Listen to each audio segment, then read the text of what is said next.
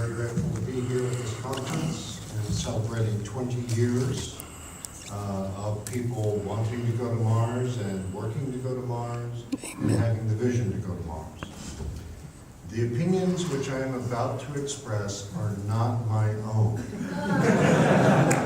I do not wish to be jumped in the alley, in the parking lot. However, my friend, Dr. Zubrin, has some ideas that need a little bit of correction. So, I will proceed. He says that there should be no lunar station. Lunar orbit station. Right, not a base, but a lunar orbit station. And the direct space gateway or deep space gateway is much more than that. It is also envisioned by Lockheed Martin as being a craft capable of transport from the moon to Mars, to in essence be the carrier craft that takes it there. And that eliminates the argument about the Orion not being big enough. Because if you can push a whole space station from the moon to Mars, then obviously you have enough room. So that's the first point. Second is, Bob decries having soldiers tested and exposing people to these horrible dangers. Historically, 50% of the spacecraft sent to Mars have been eaten by the great galactic ghoul. Okay, they don't survive. And giving people only a coin toss chance of survival to get there, and probably a coin toss chance of survival to get back, not really the way that we want to treat our fellow human beings. Not building a lunar base makes a great deal of sense. You don't want to set up an economy there. You don't want to set up any form of production there. You don't want to have anything that will compete with the profit centers that we have here on Earth. Those profit centers are very important to the continued operation of the space program. The whole idea that you can find ice at the lunar poles is completely false. It's based on an analysis of hydrogen emissions that are shown to be there at the poles. There's no demonstration of any oxygen with that hydrogen, much less there being water or water ice there. There are hydrates in the minerals in various places where there's volcanic activity on the moon. That's mineable. But of course, that wouldn't be able to be accessible by putting a base at one of the lunar poles, which, you know, you might get some hydrogen, maybe some helium-3, but you're not going to get water. That makes the whole idea of making propellant on the moon rather preposterous. If you don't have anything to start with, you can't break it, fraction it out into hydrogen and oxygen and use that. And you didn't bring any algae farms or anything else with you in order to make something more like what your rockets are based on: kerosene, Jet A fuel, RP1, whatever you want to call it. That's the propellant that you really need on the moon, and you're not going to make it out of just splitting water.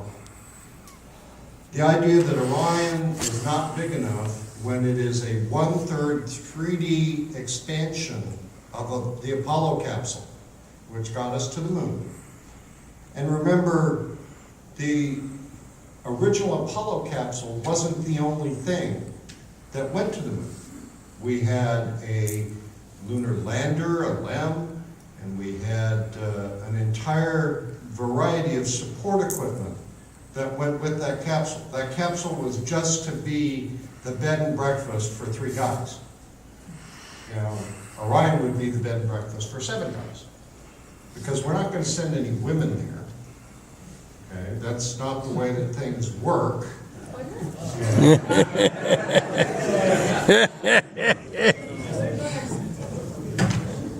There's no science mission in just sending people to go die at Mars. And all the science that needs to be done at Mars is much more cost effectively done by robots. We've known that for all the time that we have been going up to high altitude orbit with the International Space Station. Okay, that's as high as we need to go. The robot can go the rest of the way and do the science. That brings us to the whole idea of teleoperation. Since from here to the moon is teleoperation distance, it's a good way to practice being able to do that at Mars.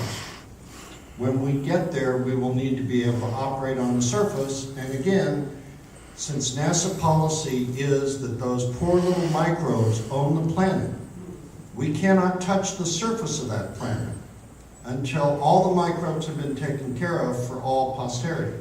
The only way we can do that is with sterilized robots that go down to the surface. And Bob is offering to be sterilized. But you wanted to take care of the microbes, you can do that by nuking them. Oh, that's But- an entire ethnocentric idea. I don't want to take care of the microbes.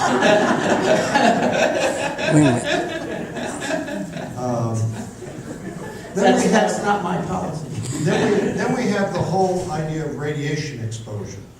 If you look at Bob's history, he has repeatedly said that radiation exposure is a hoax, like global warming. Okay? He says that if you take smokers and you take their cigarettes away from them and send them to Mars, they'll be better off. Because all the radiation exposure they have won't hurt them as much as the cigarettes did. And again, this goes back to his argument about hurting scientists or hurting soldiers by testing on them. He would test on these people to see if they can expose themselves to galactic We're not radiation. testing them. Because No. They are enduring a hazard to do a mission. Okay? Right, but It you is, have no it is ethical to expose soldiers to risk to accomplish a necessary mission.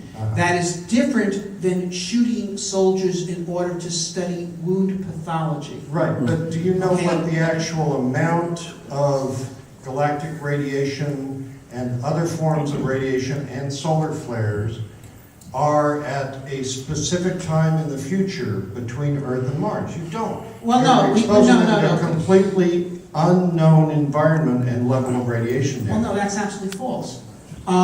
We have studied cosmic radiation. The Marie instrument on the Mars Odyssey spacecraft measured it. The Curiosity measured it. Actually, the cosmic ray dose in low Earth orbit is half of that in interplanetary space because the Earth's magnetic field does not shield out billion-volt particles. The Earth blocks out half the sky. That's it. And we have had now over a dozen astronauts and cosmonauts who have taken cumulative cosmic ray doses on the International Space Station or the Mir that are comparable to what they would have got going to Mars and back, and we have seen no radiological casualties whatsoever. Now, the lunar orbiting space station would expose them to even more radiation, but without actually going to Mars. So the issue is that you are proposing to expose astronauts to the same hazard that you say they should not be exposed to, but not letting them accomplish the mission. You're sending pilots to fly through flak, but without going over the enemy target. You're just flying them over our own air base and shooting up at them to have them endure flak. That is what you are proposing.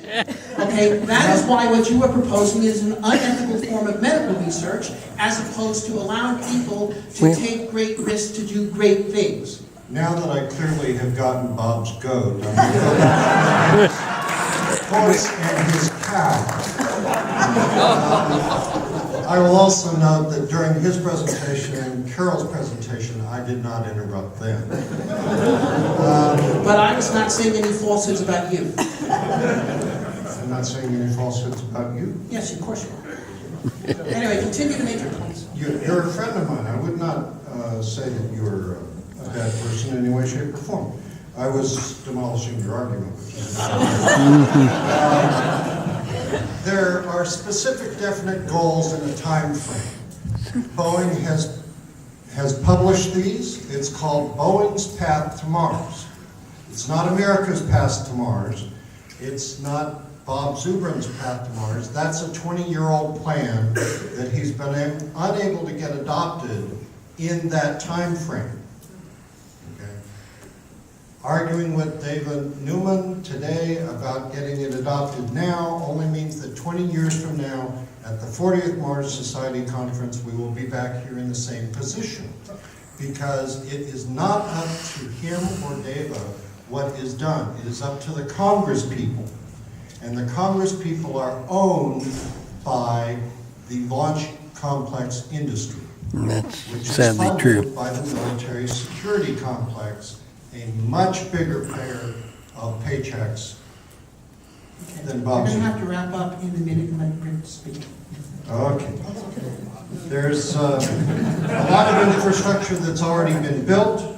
Heavy launchers are indeed required. That $1.5 billion that's being paid for SLS is very profitable. He talks about going to Mars and then the moon, which means rather than solving the problems that we need to solve in terms of how do we operate in space, how do we live continuously in space, which we've never attempted anywhere, much to the idea of risking people. Going to Mars is throwing people into the deep end of the pool and hoping they can swim. The Heavy Mars Lander is an interesting process, but we don't really have a Heavy Moon Lander at this point. We don't really have any way of operating off-world at this point. We've already demonstrated a heavy moon lander, as you may have heard. I don't think the LEM was a heavy lunar lander. It was a heavy enough lander to land Three manned guys. missions Well, on two the guys, moon, actually. One guy as well as sailed. ascent vehicles. As far as it being mission-driven, the question is what the mission is. If the mission is to satisfy Bob's idea of what should be done, then by all means, let's make that the mission.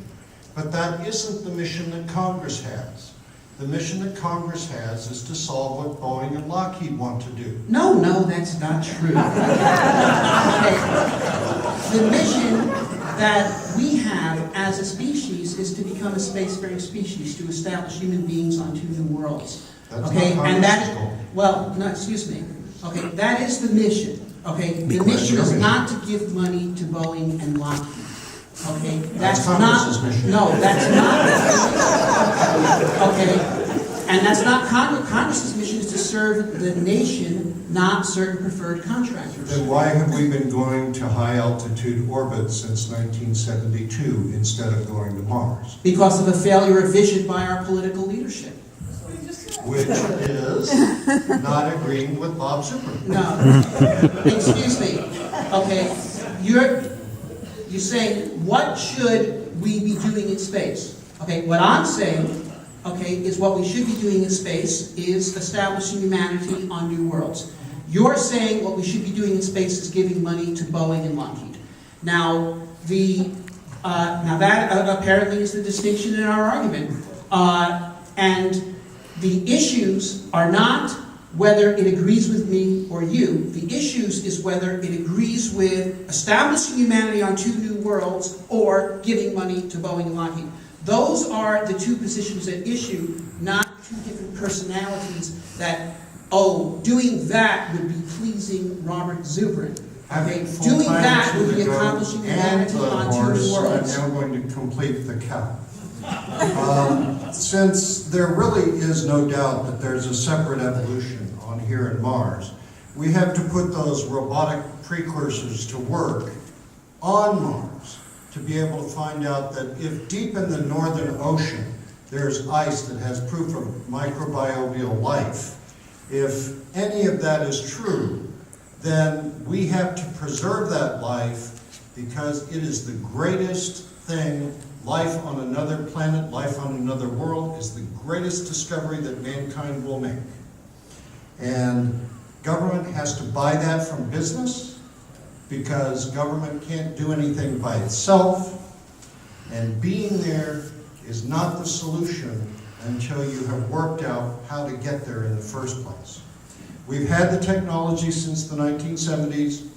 Bob's wonderful, masterful plan has demonstrated that. We do not have the will. And until there is the will to go to Mars, we will not be there. 20 years from now, or 40 years from now, or 60 years from now. We have to choose, all of us together, and we have to convince our political leaders to do that as well. Until they do, the profit preservation program for Boeing and Lockheed will continue.